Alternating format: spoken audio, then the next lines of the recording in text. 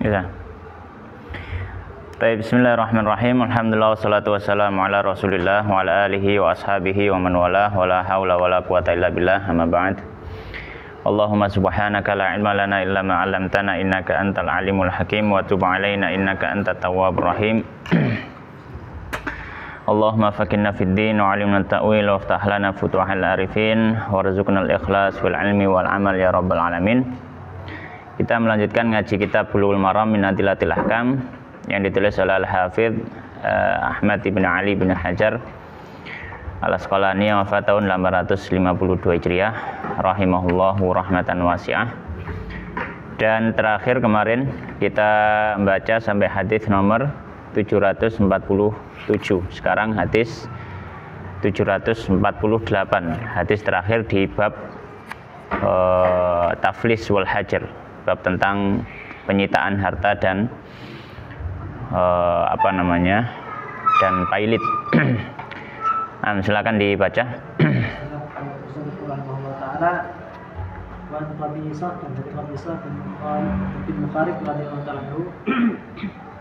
Qala dia berkata, qala Rasulullah, bersabda Rasulullah sallallahu alaihi wasallam. Allahumma shalli wa sallim. Innal mas'alata yang sabita. La tahillu tidak diperbolehkan illa kecuali li ahadin salasatin, bagi satu orang dari tiga orang tersebut. Li ahadi salasatin, ya. Salah satu dari tiga orang. Rajulin, seorang laki-laki, tahammala yang dia memikul menimpa padanya. Ya, tahammala yang dia menanggung beban. Ya, hamalatan dengan sebuah beban. Rajulin tahammala hamalatan, seorang laki-laki yang menanggung beban dengan sebuah beban. Fahalat, maka boleh lahu baginya al-mas'alatu minta hatta hingga yusibaha, mencukupinya. Iya. Harta. Summa kemudian yumsik, dia berhenti. Dia berhenti. Ya, dia berhenti meminta. Rajulin, dan seorang laki-laki asal babu menimpanya jaihatun, sebuah musibah, ijtahat, yang membinasakannya. Yeah. Malahu, yang membinasakan hartanya. Ijtahat malahu, yang membinasakan hartanya. Fahalat, maka boleh lahu baginya al-mas'alatu, meminta-minta hatta hingga yusiba kiwaman, hingga dia cukup. Iya, hingga memberi kecukupan, iya. Hingga dia mendapat kecukupan min aisin, dari yang menghidup, teman-teman. Iya. Warajulin, dan seorang laki-laki asal batuhu menimpanya faqatun, kemiskinan, hatta hingga yakula, berkata salah satu tiga orang min dawil hijab, dari orang yang memiliki akal, kaumihi, dari kaumnya, laqad sungguh asabat fulanan, telah menimpa fulan faqatun, kemiskinan.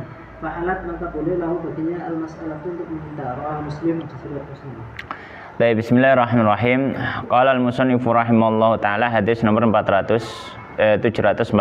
Qala al-musannifu rahimallahu taala, wa an Qabisah, dari sahabat Qabisah ibnu Mukharik al-Hilali radhiyallahu taala anhu, qala, beliau mengatakan, qala Rasulullah, bersabda Rasulullah sallallahu alaihi wasallam, innal mas'alata, sesungguhnya meminta-minta itu, la tahillu, tidaklah halal. Ya, tidaklah halal. Maka perlu kita ketahui bahwasanya Islam, ya, hukum asalnya seorang muslim tidak selayaknya meminta-minta kepada orang lain, kecuali kalau memang ada kebutuhan. Ya. Maka ini sikap dasarnya seorang muslim. Ya, sikap dasarnya seorang muslim. Baik. Maka Nabi mengatakan sungguhnya minta-minta itu tidak halal illa kecuali ahadits salasatin, untuk salah satu dari tiga orang berikut.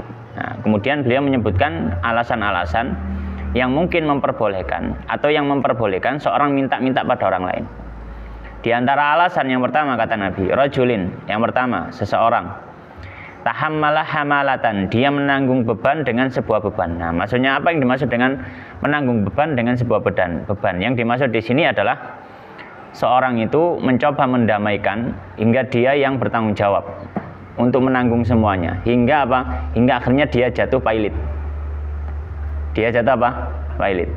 Jadi kebangkrutannya, ya, kebangkrutannya itu bukan karena urusan pribadi, tapi urusan maslahat banyak orang. Ya. Misalkan ada orang yang bertikai misalkan, ya, kemudian sampai akhirnya terjadi terjadi pembunuhan lah misalkan. Terjadi pembunuhan yang mungkin tidak diketahui siapa pembunuhnya. Kemudian akhirnya semakin besar pertikaian karena ini menuduh yang sana nggak mau menerima, nggak bisa dituduh dan seterusnya. Akhirnya dia menengahi, ya sudah, gini aja, ya saya yang akan bayarkan denda pembunuhan kelompok ini. Kalian nggak usah bertikai, saya yang nanggung bayar dendanya. Nanti dalam pelajaran fikih ada namanya diyat. Diyat itu denda karena pembunuhan. Saya yang bayar dendanya, ya. Saya akan kasihkan 100 onta, kan gitu. Denda pembunuhan kan 100 onta. Maka dia yang menanggung. Kemudian akhirnya hartanya dijual untuk apa? Untuk mendamaikan tadi. Dan akhirnya dia jatuh bangkrut. Ya, dia jatuh bangkrut. Maka ini termasuk orang yang tahammalah hamalatan, yang menanggung beban dengan sebuah beban, tapi yang dimaksud di sini adalah karena untuk mendamaikan orang. Nah, ini nanti hadis ini cocok karena bab setelahnya itu bab tentang sulh, bab tentang jalan damai dalam sebuah persengketaan. Itu ya. Ya, maka kembali ke hadis ini, kecuali yang pertama seorang laki-laki yang dia bangkrut karena mendamaikan orang gitu ya. Fahalat lahul masalah, maka halal baginya untuk minta-minta. Maksudnya meminta tolong kepada orang-orang kaya. Hatta yusibah hingga hingga menimpa pada atau hingga memenuhi hamalatan, hingga memenuhi tanggungannya. Summa yumsik, kemudian dia berhenti. Jadi kalau misalkan dia sudah menanggung semacam itu, maka boleh minta bantuan orang lain.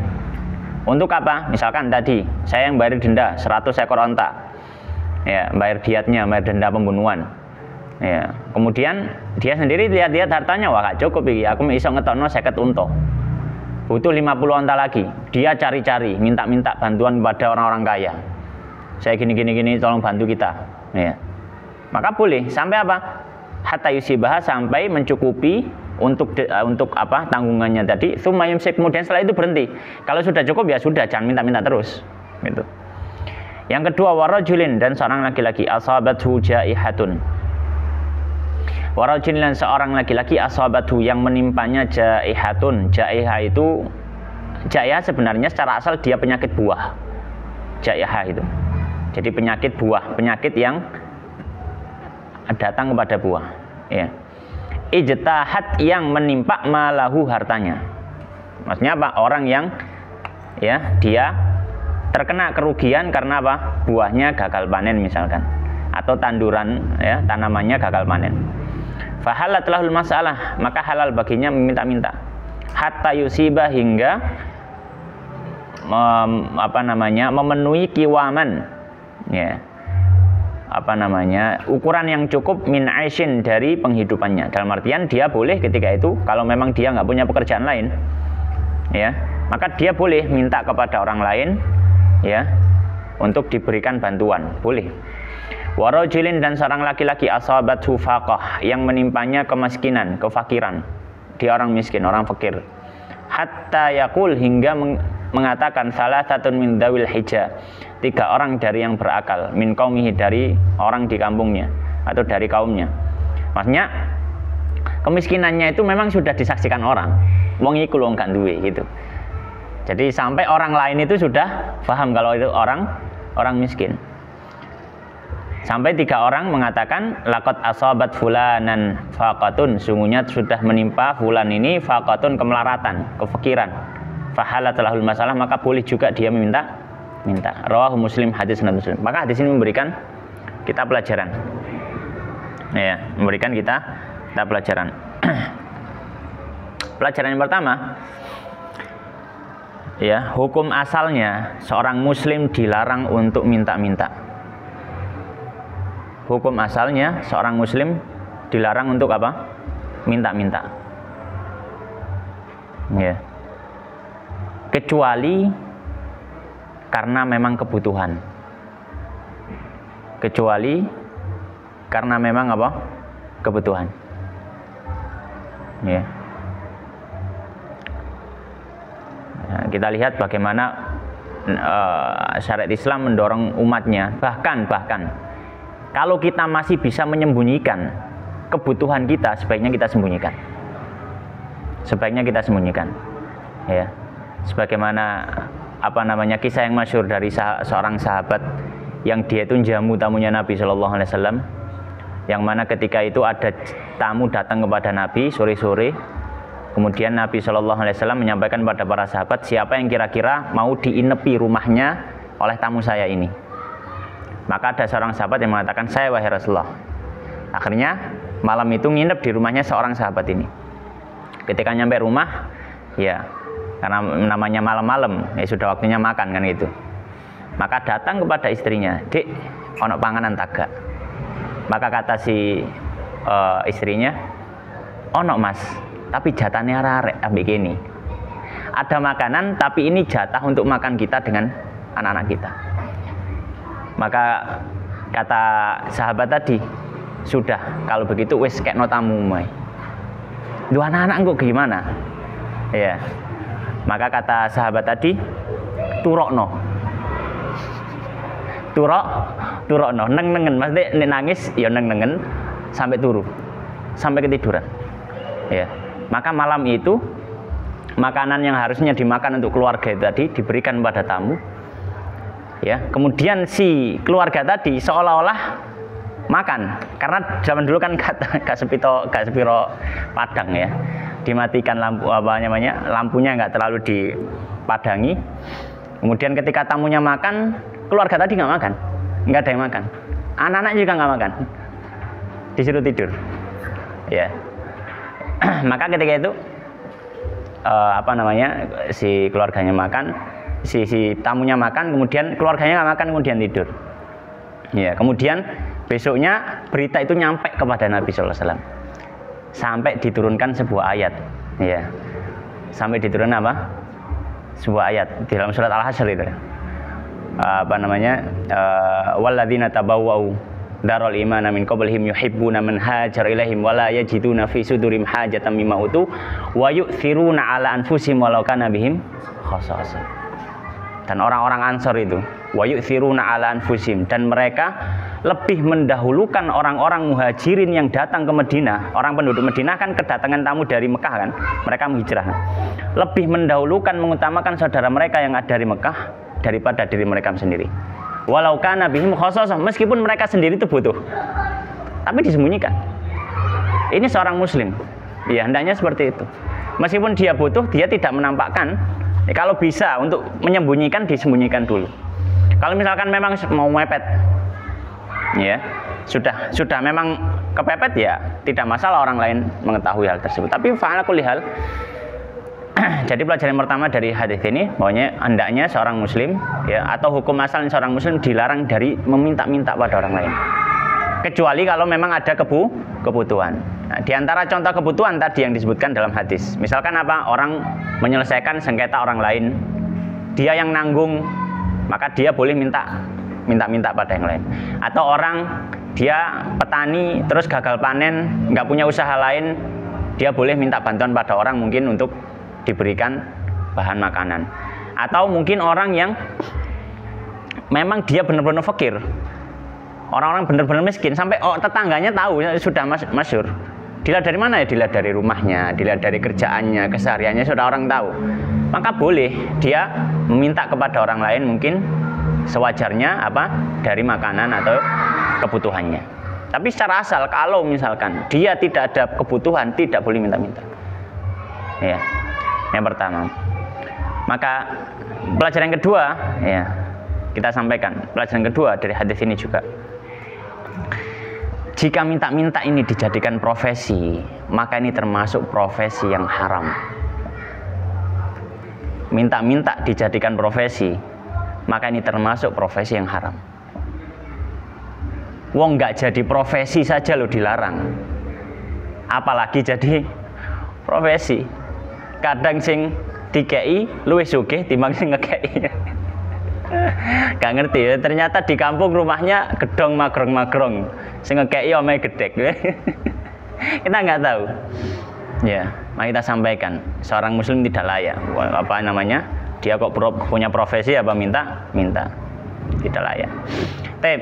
Maka selesai dalam pembahasan hadis ini. Kalau misalkan kalau ditanya apa hubungannya hadis ini tentang taflis ya atau bangkrut dan ya tadi salah satu alasan yang orang boleh untuk apa? Boleh untuk minta-minta ketika dia jatuh bangkrut. Boleh. Ya, dia jatuh bangkrut maka boleh untuk minta kepada orang lain. Sekarang masuk bab selanjutnya, babus sulhi. Macam ni. Babus sulhi, bab tentang apa ini? Kesepakatan. Iya, kesepakatan damai. Ya, kesepakatan damai. Kesepakatan damai. Bab tentang kesepakatan damai. Amr bin Auf dan dari Amr bin Auf Al-Muzani radhiyallahu anhu, anna Rasulullah bahwasanya Rasulullah sallallahu alaihi wasallam bersabda, "As-sulhu, kesepakatan damai jaizun adalah boleh." Iya, boleh. Bainal muslimina, di antara kaum muslimin, illa kecuali sulhan, kesepakatan agama untuk mengharamkan halalan suatu yang halal, atau mengharamkan haraman suatu yang haram. Al-muslimuna, orang yang muslim, ala syurutihim, atas aturan-aturan mereka. Kecuali syaratan, suatu syarat agama yang mengharamkan halalan suatu yang halal, atau ahlam menghalalkan haraman suatu yang haram. Tirmidzi, hadis Tirmidzi wa sahahu, dan disahihkannya, wa ankaru, dan mengingkari alaihi atasnya, lianna bahwasanya rawiyahu periwayatannya Kathiru bin Abdillah, Kathiru banyak. Nama orang itu Kathir itu jenenge wong Kathir, Pak Kathir. Kathiru bin Abdillah. Lianna rawihi, karena perawinya gitu ya. Lianna rawiyahu rawinya Kathiru bin Abdillah, Kathir bin Abdillah bin Amr bin Auf Dhaifun lemah. Wa ka'annahu, dan dia seperti dan seolah beliau menganggap sahih bikasrati turuki, dengan banyaknya jalan periwayatannya. Maka dan sungguh sahahu bin Hibban, misalkannya bin Hibban min hadithi Abu Hurairah, dari hadis Abu Hurairah radhiyallahu anhu. Bab berikutnya yaitu bab tentang sulh. Bismillahirrahmanirrahim. Qala al-musannifu rahimallahu taala, babus sulhi, bab tentang kesepakatan damai. Ya. As-sulh ya, itu secara bahasa ya, dia adalah menghentikan perselisihan. Itu secara bahasa ya, menghentikan perselisihan. Ya. Secara istilah fikih, dia adalah upaya menghentikan perselisihan ya, atau dalam yang lain ya, kesepakatan damai ya, upaya menghentikan perselisihan atau kesepakatan damai ya dengan suatu hal, upaya kesepakatan damai dengan suatu hal. Maka perlu kita ketahui dalam fikih Islam, nanti mungkin kita akan bahas lebih lanjut kalau dalam kitab fikih, tapi ini kita bahas secara umum saja. Dalam fikih Islam, hukum asalnya ketika ada seorang atau dua orang yang sedang sengketa harta ya, maka diperbolehkan melakukan jalan damai dengan menyepakati sebuah kesepakatan. Contoh gambarannya misalkan apa? Misalkan ada orang ya, yang dia punya hutang. Dia punya hutang. Misalkan taruhlah punya hutang 10 juta. Ya, punya hutang 10 juta. Kemudian apa? Kemudian sudah jatuh tempo dan dia masih belum bisa membayar. Uangnya masih belum ada 10 juta. Tapi yang orang yang membelikan hutang tadi juga nggak mau ngasih tambah tempo. Aku mau, wes pokoknya aku kok bayar saiki. Yang punya hutang ngomong, loh saya nggak punya uang, mau bayar pakai apa? Ya wes pokoknya kok bayar saiki. Sini aku kan ada duit cak, kok bayar saiki, gak ngurus. Sampai gitu dah, sampai sampai dalam kondisi yang memang benar-benar sengketa. Kemudian akhirnya misalkan ada orang ketiga yang dimintai bantuan, kemudian berupa mendamaikan. Wis, sekarang kamu punya aset apa kira-kira? Misalkan saya punya aset ini, misalkan sepeda motor. Sepeda motor ini kalau dijual misalkan menjadi 7 juta misalkan. Maka si orang yang nagih hutang tadi dibilangi, wes gini aja, orang ini memang benar-benar nggak punya uang, gini aja, motornya orang ini kamu ambil, jadi WA-mu, tapi regane kira-kira 7 juta, ya, ya apa, wes kamu ngambil motor itu sudah lupakan hutangmu, selesaikan sengketa ini.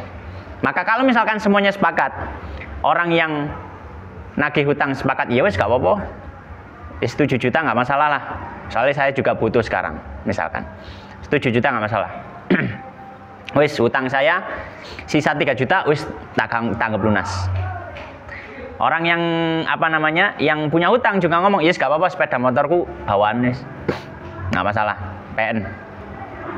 Maka ini namanya sulh, perdamaian. Jadi apapun upaya yang diupayakan dengan syarat apapun, hukum asalnya boleh. Untuk apa? Menjalin perdamaian dari apa? Persengketaan yang terjadi. Ya.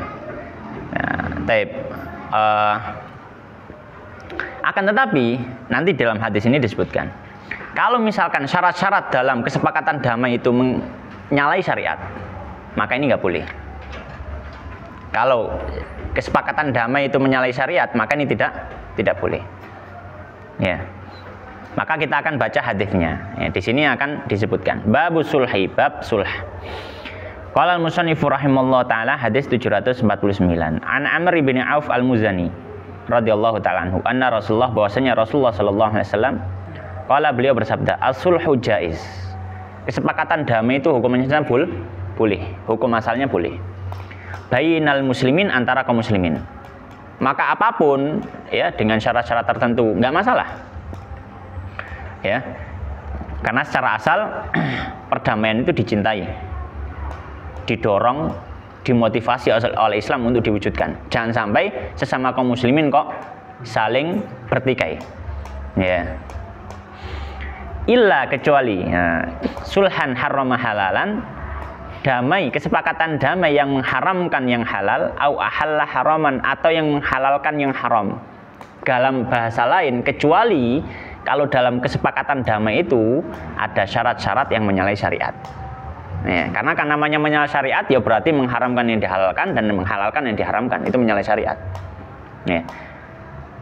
Wal muslimuna ala syurutihim, dan kaum muslimin sesuai dengan syarat mereka. Ya. Misalkan jalan damai tapi menyalahi syariat. Ya, jalan damai menyalahi syariat. Ya. Misalkan orang damai tapi misalkan mempersyaratkan sesuatu hal, misalkan ya, mempersyaratkan suatu hal, misalkan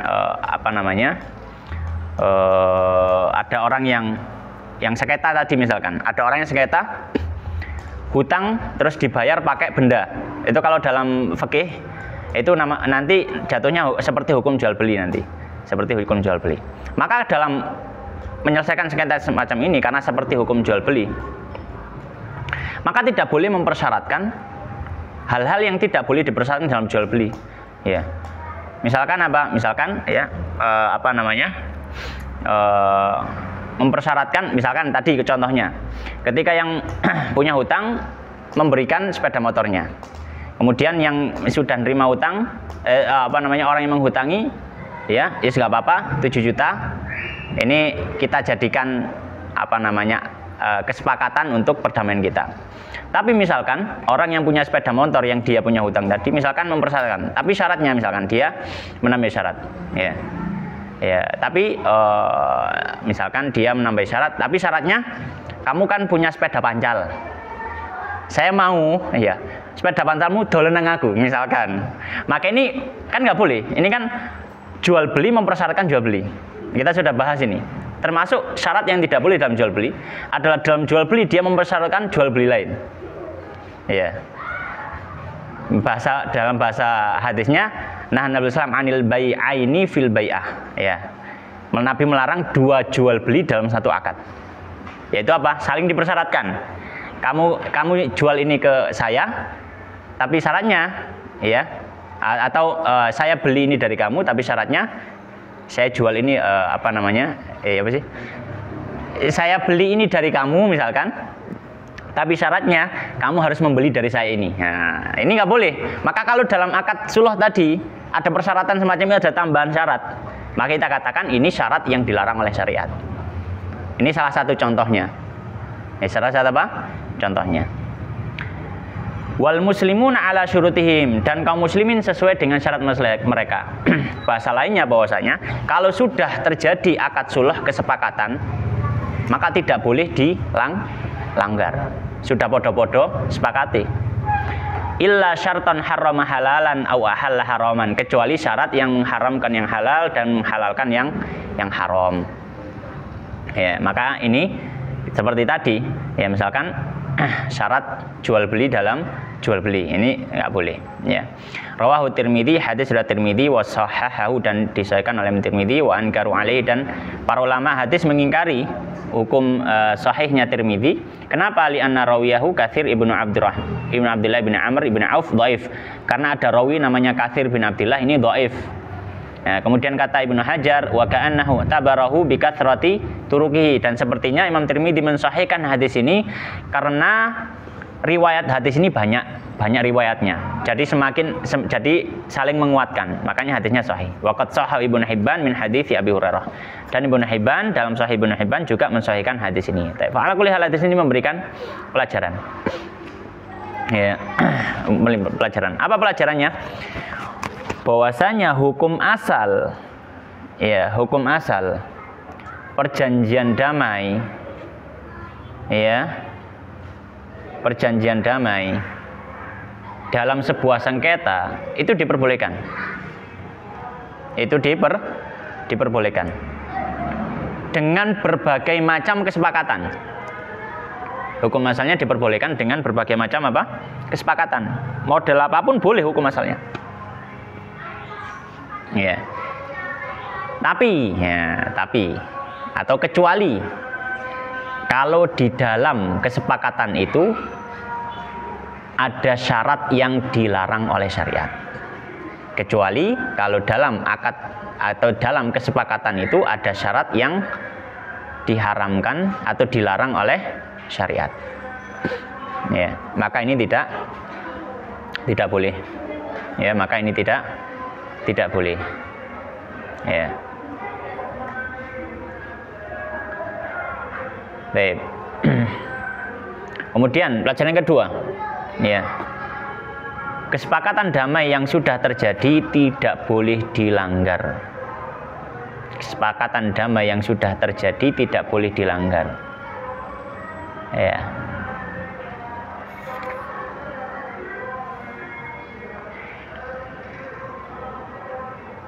Baik. Kemudian hadis yang berikutnya, ini tak wacane dhewe ya. Hadis berikutnya 750. Qala wa Nabi Hurairah, dari sahabat Abu Hurairah radhiyallahu taala anhu, anna Nabi, bahwasanya Nabi sallallahu alaihi wasallam qala, beliau bersabda, la yamna'u, tidak boleh menghalangi jarun tetangga, jarahu tetangganya yang lain, an yaghriza, untuk memasang khosyabatan kayu fi jidarhi, di temboknya. Ya. Tsumma yaqulu Abu Hurairah, kemudian Abu Hurairah mengatakan, mali arakum anha mu'ridin, mali, kenapa aku arakum, melihat kalian, anha, dari perkara ini, mu'ridin, berpaling, maksudnya kenapa kalian nggak bisa nerima hadis ini.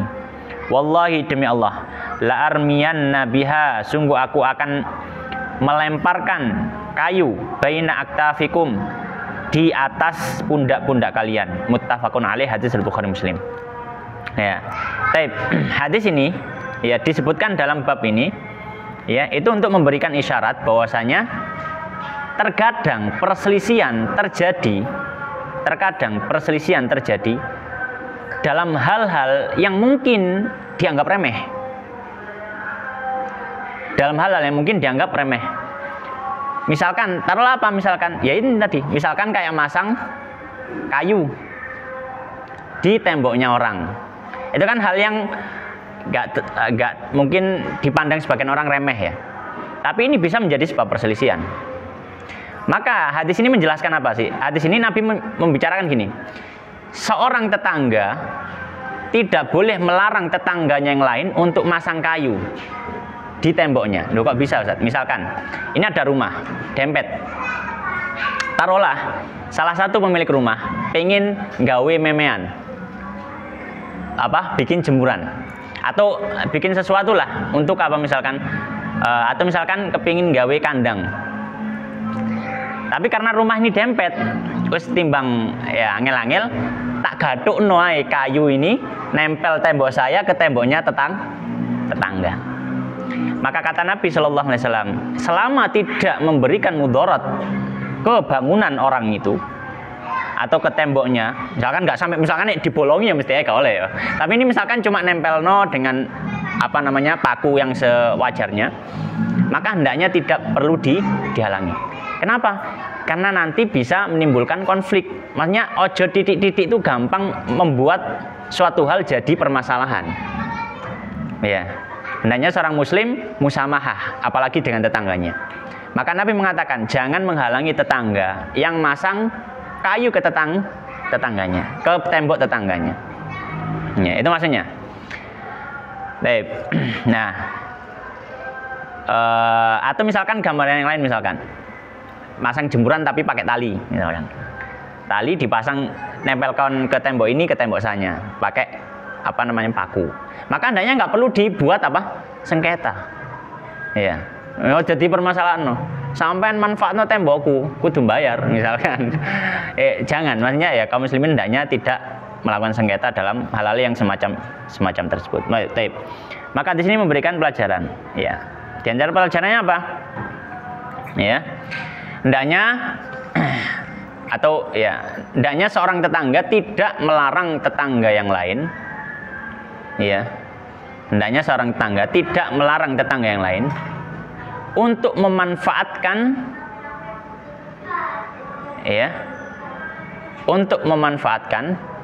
tembok bangunannya selama tidak merugikan. Selama tidak merugikan. Baik. Jangan sampai hal semacam ini juga dibuat sengketa. Ya, jadi nggak perlu sampai ada sulh, ya, nggak perlu. Tapi hadis berikutnya terakhir 751, qala wa an Abi Humaid As-Sa'idi, dari Abu Humaid As-Sa'idi radhiyallahu ta'ala anhu, qala beliau mengatakan qala Rasulullah, bersabda Rasulullah sallallahu alaihi wasallam, la yahillu limri'in, tidak halal bagi seorang an ya'khudha, untuk mengambil asa akhihi, tongkat saudaranya, bi ghairi tibi nafsin minhu, tanpa keridhaan darinya di dalam tongkat tersebut. Rawahu Ibnu Hibban wal Hakim fi sahihaihima. Maka di sini memberikan pelajaran. Apa pelajarannya? Hukum asalnya seseorang tidak boleh mengambil harta orang lain. Hukum asalnya seseorang tidak boleh mengambil harta orang lain tanpa izin dan ridho pemilik harta. Tanpa izin dan ridho pemilik harta. Meskipun harga harta itu sangat murah. Ya. Nah, ini penting. Baik, mungkin sampai sini. Wallahu taala alam wa sallallahu wa sallim wa barik ala nabiyina Muhammadin wa ala alihi washabihi ajmain. Subhanakallahumma bihamdika asyhadu an la ilaha illa anta astaghfiruka wa atubu ilaik. Wallahu taala alam walhamdulillahirabbil alamin.